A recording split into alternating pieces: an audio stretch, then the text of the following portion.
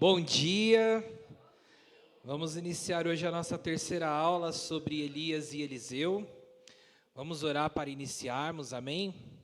Senhor Deus e Pai, te agradecemos, Senhor, porque mais uma vez estamos aqui na Tua casa, ó Pai, reunidos no propósito de adorar e aprender mais sobre Ti, Senhor.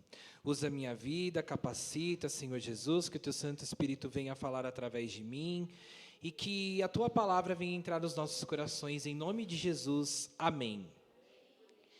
Então a aula de hoje vai falar sobre Elias e o seu preparo. Então nós vimos, que Elias, ele era completamente desconhecido, Nós vimos que quando começa-se a falar de Elias, não se fala sobre o seu passado, só fala onde ele morava e logo em seguida ele já está falando com o rei Acabe, Então hoje nós vamos ver sobre como que foi esse preparo de Elias, como que foi toda essa experiência que ele teve com Deus logo no início do seu ministério ali como profeta diante de Acabe. Então, Deus prepara o homem que Ele quer usar. Ele prepara todas as pessoas. Ele não usa pessoas preparadas. Ele prepara pessoas para que Ele possa usar. É diferente. Ele usa pessoas que estão disponíveis para a obra. E independente se ela está preparada ou não, Ele vai prepará-la para usá-la. Elias, ele experimenta a presença, a proteção e a provisão de Deus. Então, nós vamos ver esses 3 itens que ele experimentou. O primeiro item é sobre a presença de Deus, que está lá em 2 Reis, capítulo 17, versículo 1. Então Elias, o tisbita, dos moradores de Gileade, disse a Acabe: vive o Senhor Deus de Israel, perante cuja face estou, que nestes anos nem orvalho, nem chuva haverá, senão segundo a minha palavra.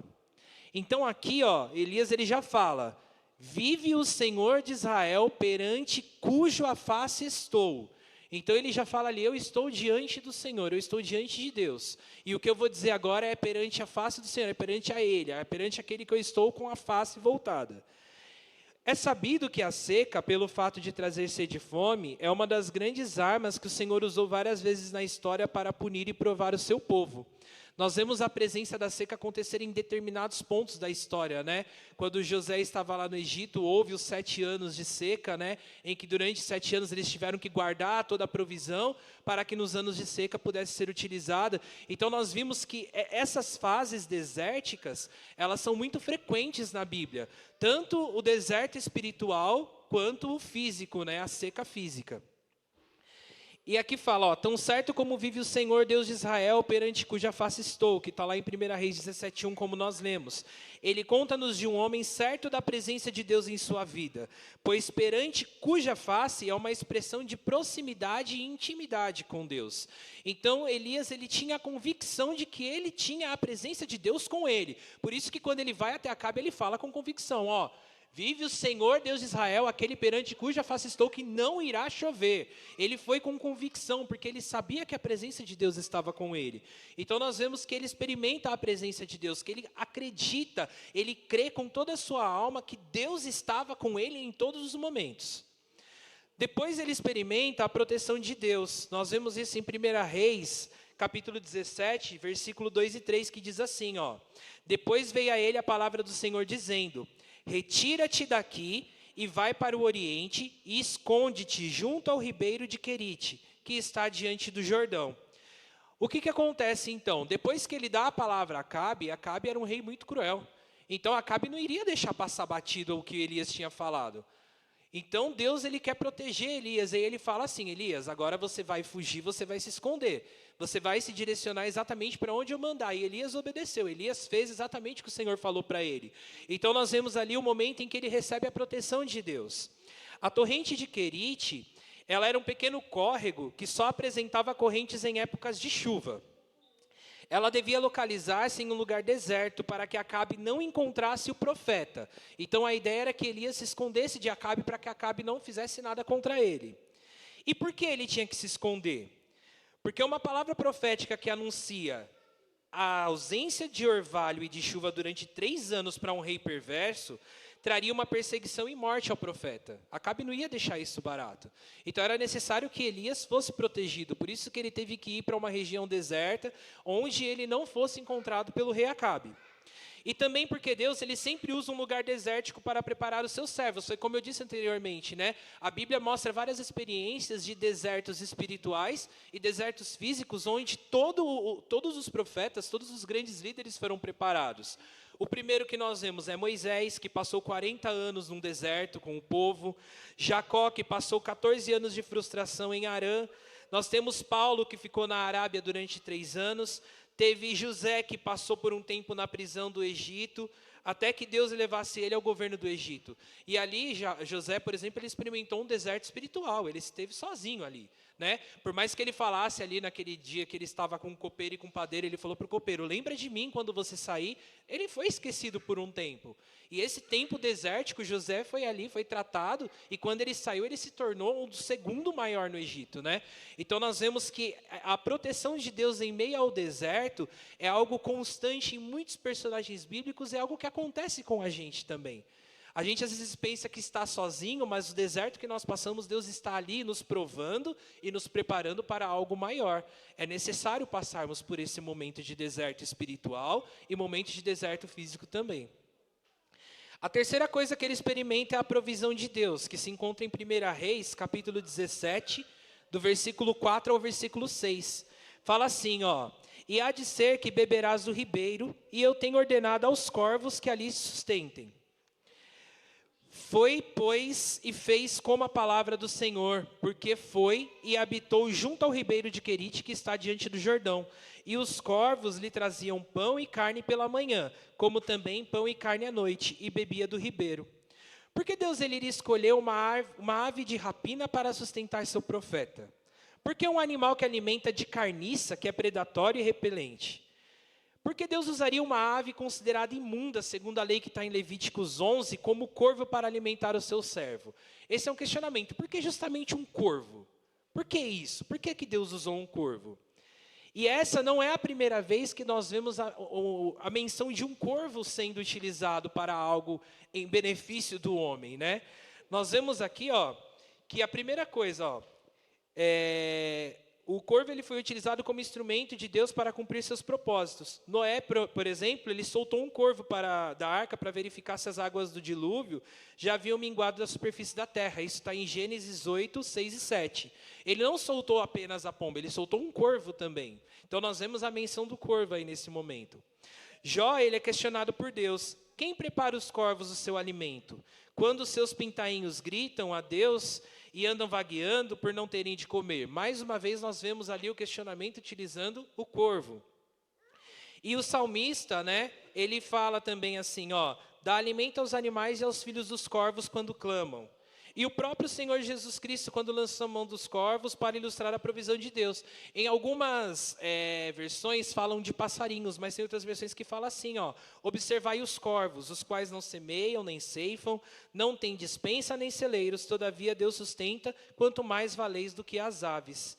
O que Deus então queria com isso? Ele queria ensinar a Elias que ele é o Senhor provedor, e ele usa quem ele quer, quando ele quer e na hora que ele quer. Então ali era um momento de ensinamento para que Elias pudesse ver que a dependência dele estava em Deus. E nós precisamos passar por esse momento de entender que a nossa dependência está ao Senhor. E que a provisão ela não vai vir de onde nós queremos que venha, vai vir de onde Deus quer que ela venha. Nós seremos sustentados pelas mãos do Senhor da forma que Ele quer nos sustentar. E para fazer isso, então, Deus usa quem quer, onde quer, quando e como Ele quer. E aí o que acontece então? Elias está ali no deserto, ele está bebendo a água da torrente de Querite, ele está sendo alimentado pelos corvos, só que quando a gente vem em 1 Reis, capítulo 17, versículo 7, acontece o seguinte: e sucedeu que, passado dias, o ribeiro secou, porque não havia chuva na terra. Como nós vimos, essa torrente de Querite ela era alimentada por água da chuva. Se não estava chovendo, obviamente iria secar. E foi o que aconteceu. Só que isso também foi um ensinamento de Deus para Elias. Porque Deus ele sabia o que iria acontecer. E Elias provavelmente esperava que isso aconteceria. Só que Elias foi obediente e confiou plenamente no Senhor. Eu sei que essa provisão da água, ela vai ser por um tempo determinado. Mas eu vou ser direcionado para onde Deus quer me direcionar. E aí o que acontece? Nós temos aí então 3 ensinamentos relacionados a quando seca a torrente de Querite. O primeiro é que Elias ele precisava aprender a se relacionar com outras pessoas.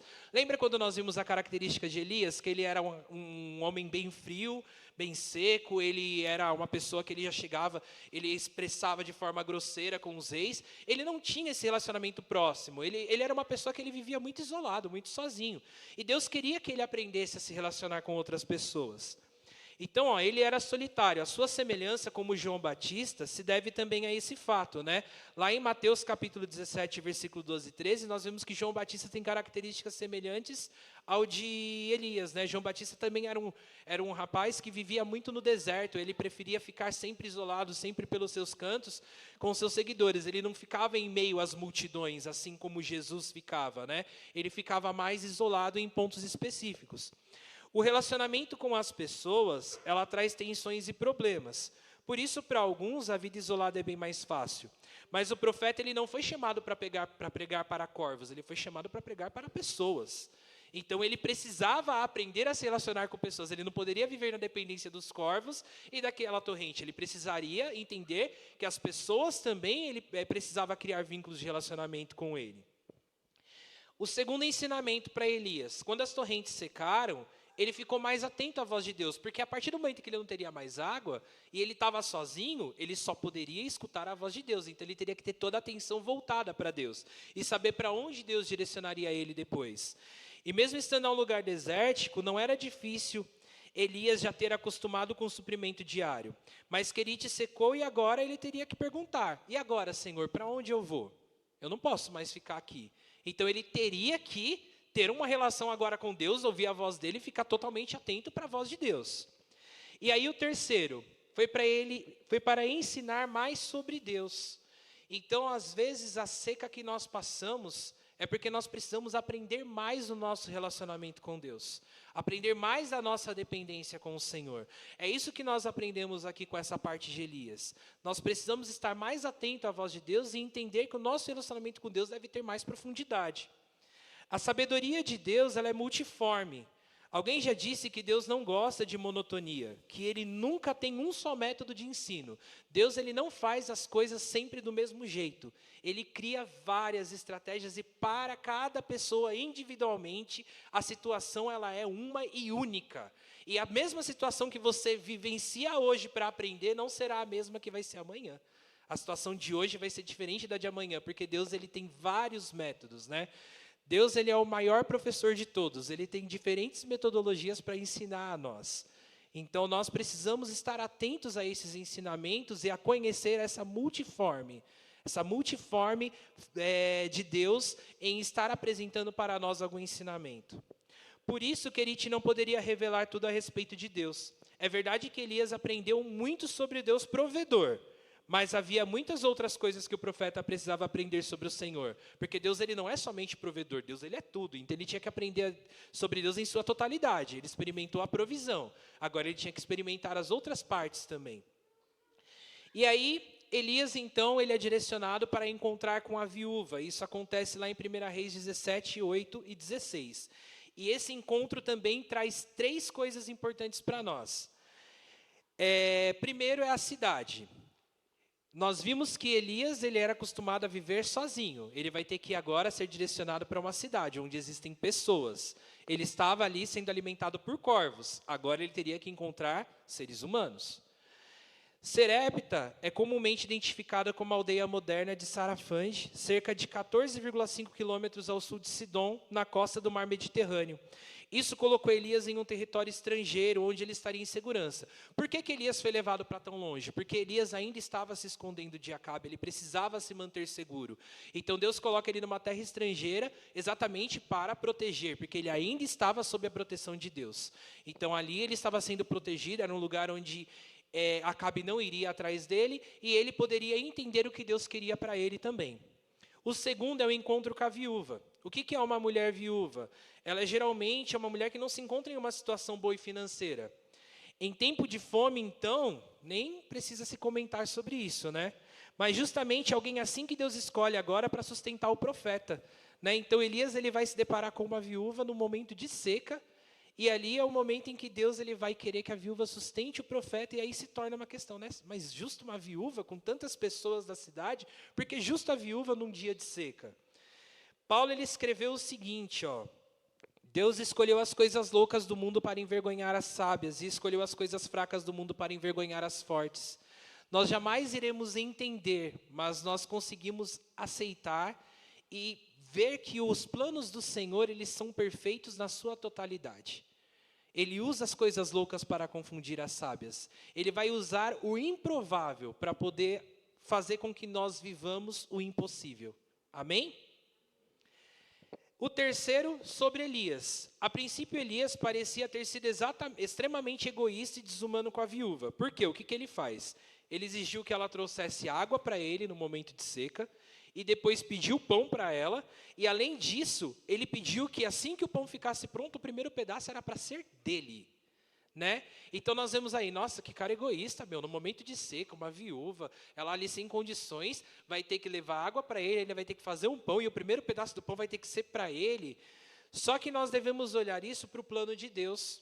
Essa viúva, ela não sofreu nenhum tipo de abuso por Elias, muito pelo contrário, ela foi privilegiada. Por quê?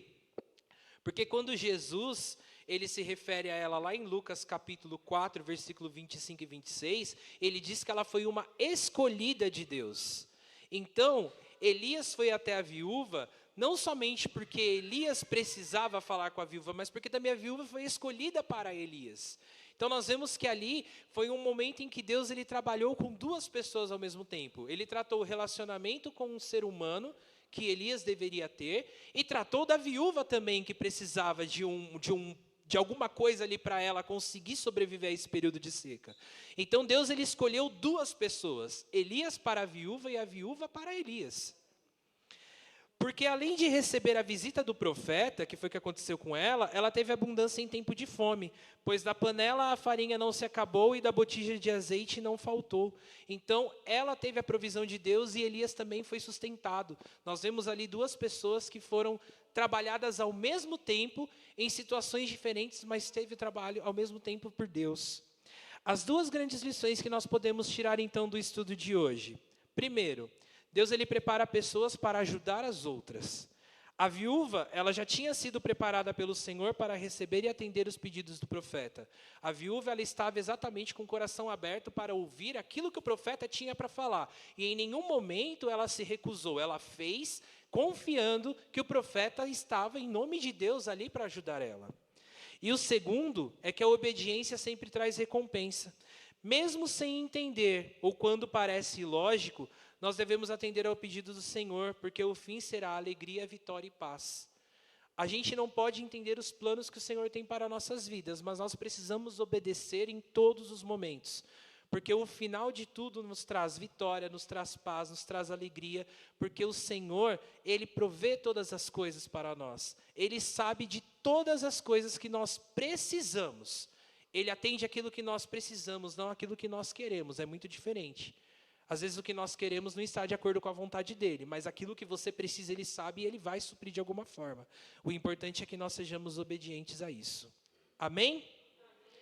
É isso, gente. Vamos orar para encerrar, então.